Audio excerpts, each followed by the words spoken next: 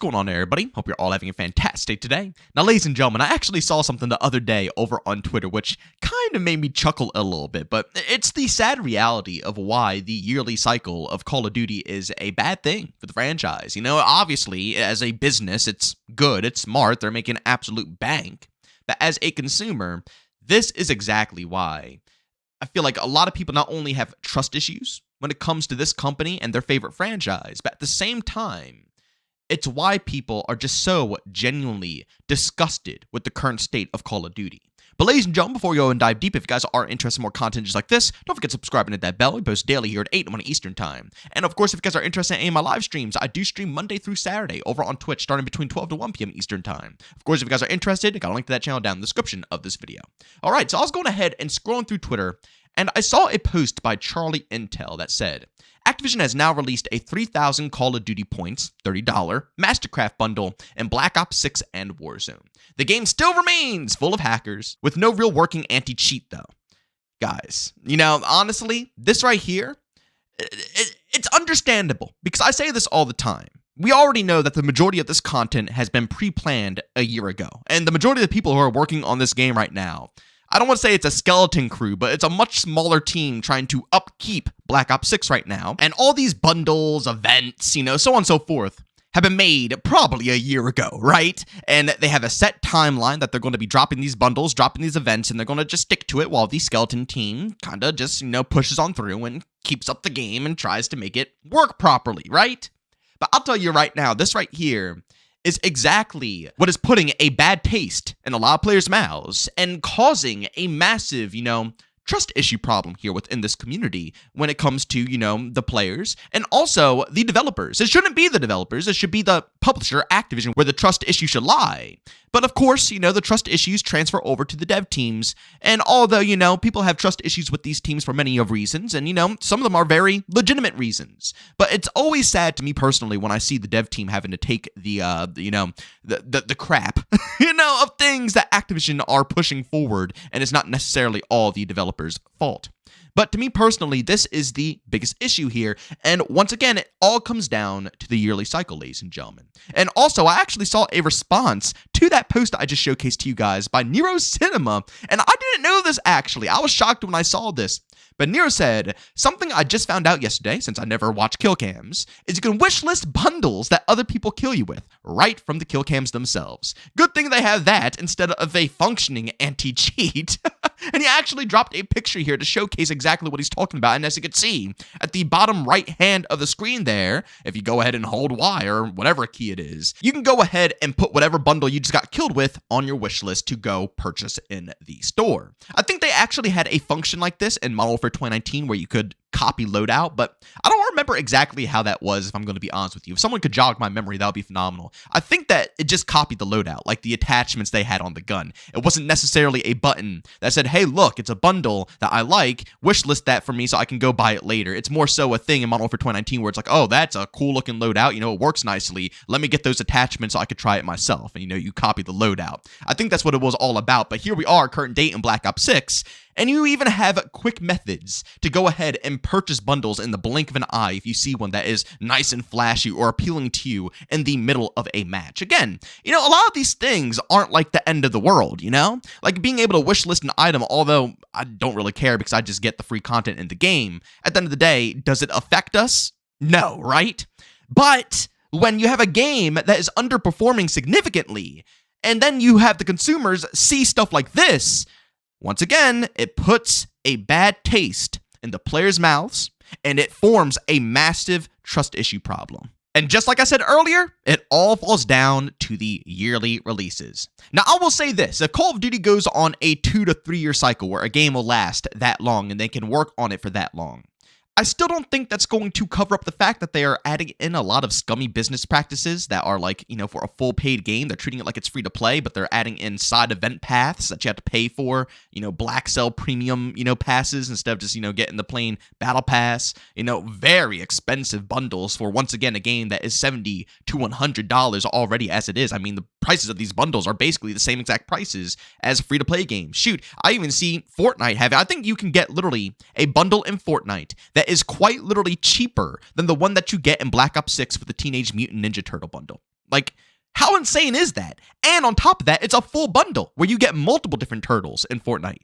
So not only are they giving you more, but they are also giving it to you for cheaper in a free-to-play game. So, I don't think if they extend the time frame of a COD game that it will really, how can I put it? Make people a little bit more, just have them accept, these things they're doing into the game because they're still pretty scummy. But I think a lot of the community would be tremendously laid back if we had the time to actually work with the game. But because that we go into these situations and Black Ops 6 is in a horrible state, people are lagging nonstop, the performance is absolutely horrendous, packet burst everywhere. The anti-cheat isn't functioning whatsoever still, even though they claimed that in Season 2 we're going to get a decent anti-cheat update. I guess fingers crossed it's going to be happening in Season 3, but I'm not going to, I'm not going to hold my breath for that one to actually happen. I'll probably hold my breath longer until the next Call of Duty game drops, because I don't think anything massive will really happen for this game in terms of the cheating situation. But again, all of these issues are running rampant. And, they have addressed it slightly from time to time. But it's always the last final thing on their to-do list. And that is once again because the game is out for a year. Their priorities aren't set with the current game right now. If anything, their priorities are for the next game that is coming out and will probably be announced within the next couple to a few months. That is where the biggest problem is. If the developers had more time to put together these games, not put together them, I'm not talking about before the game drops, but if they had more time to work with the game, when it does drop for 2 to 3 years, then we would finally be able to get a decent product. And you want to know why? Because like I just said, they're not going to be leaving the game. They're not going to be in the mindset that, okay, we already sold the game, now it's time to prep up for the next one that's dropping literally within the year to try to sell it. No, their priority is, okay, all these bundles, all these things we're introducing into the game, nobody's going to buy it because this game is going to be here for 2 to 3 years. You see, Call of Duty players, in my opinion at least, I feel like they cough up more cash and they don't really mind a lot of the issues because, again, it's a yearly project. It's just how it is. It's going to be a brand new one dropping anyways. So they just cough it up. They play it for the time that they play it. If it's a month, 2 months, whatever, and then they move on with their day. But if this game was going to be around for 2 to 3 years, nobody's going to be really enticed to pick up any of the bundles. Nobody's really going to give a crap about many of the events. And Activision won't make as much money because they will have to polish off the game. Nobody's going to sit there and deal with the game in the state that it's in, with the knowledge knowing that that's how it's going to be for years to come. Not like, okay, I'm picking up this game and in a few months it'll be a new one. We'll see how that one turns out. That's not the mentality anymore. The mentality has shifted, okay? If it's like that with 2 to 3 years, they are going to have to resolve a lot of the issues in order to keep the fan base coming back. I see it with every game I could possibly think of. Any game that is not a yearly cycle game, that is a live service, will eventually, at some point in time, get to that spot where it's finally improved. Halo Infinite, Battlefield 2042, although I'll still say Battlefield 2042 is not the best Battlefield game out there, but it's tremendously better compared to day one, and I support it a tad bit more than I ever would before when the game first dropped. But if these games were yearly games, guess what? They would never be fixed. They wouldn't have a reason to fix them because they can just get ready for the next title and try to focus more money and resources into advertising. But ladies and gentlemen, I know I got a tad bit off topic here, but seriously, the yearly cycle has everything to do with why the community has these major trust issues with the publishers and also the developers.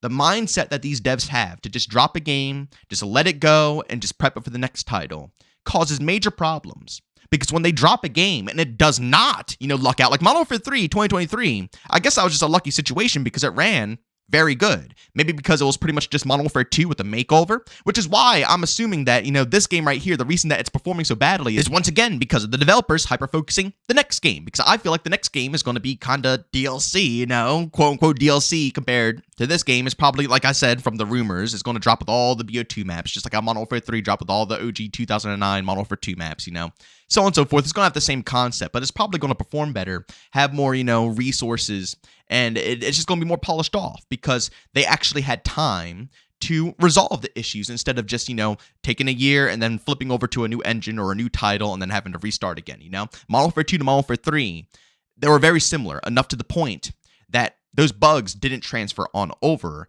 as heavily. But Black Ops 6 here, like I said, this is why we have these issues, because this game didn't luck out like Modern Warfare 3 did. it has a ton of problems. And when every other post coming out of the Call of Duty official, Twitter account is just more cosmetics, bundles, and things to purchase, event pass that have side paths and black sell all the time, when that's all you see while the game is in the state that it's in, it's not a good look. And like I said, I understand that all of this content is planned. It's done already, right? All they got to do is just drop it at the time. But every single time they do so, it makes them look extremely out of touch and very ignorant to the overall situation that the Call of Duty community is suffering through right now. If the game was just resolved, or if we knew that we had time to let this game be resolved, I think it would be a different story. But a lot of the Call of Duty community is already, accustomed to the yearly cycle. So we're kind of in a rush. You know what I'm saying? Like I said, it's not like 2 to 3 years and we're like, okay, although bundles are coming in and stuff like that, the devs are going to have time to work on it and we will get, no. We have very minimum time with Black Ops 6 and people want to enjoy it for the time that they have. Before obviously the devs ditch it, no more content, no more updates, and they move on to the next game, and the game, slowly becomes irrelevant and gets more bugs, and what goes down when it comes to Call of Duty. I think people would be more open if they had that time, but they don't. And we are in a rush, and people, when they see those things, although tiny, like I said, that one thing that Nero Cinema showcased, I don't really think it's too crazy of a problem, if I'm going to be honest with you. But when you see stuff like that, in the current climate of Call of Duty, it's going to cause a lot of anger. People are going to feel like they are being neglected. And, the priorities of Activision are higher over on the bundle side than it is to the performance side, which, basically, that realistically is how it's going down. Activision, from what I can tell, can barely give a crap about upgrading the servers. But you get the point here. The community would not react the way they do if it was under different circumstances. But ladies and gentlemen, as always, if you enjoyed today's video, leave a like. If you hate it, leave a dislike. Don't forget to subscribe and hit that bell. We post daily here at 8 in the morning Eastern Time. And of course, if you guys are interested in my live streams, I do stream Monday through Saturday over on Twitch, starting between 12 to 1 p.m. Eastern Time. Of course, if you guys are interested, I got a link to that channel down in the description of this video. But as always, thank you for tuning in, and I'll see you all in the next one. Peace out.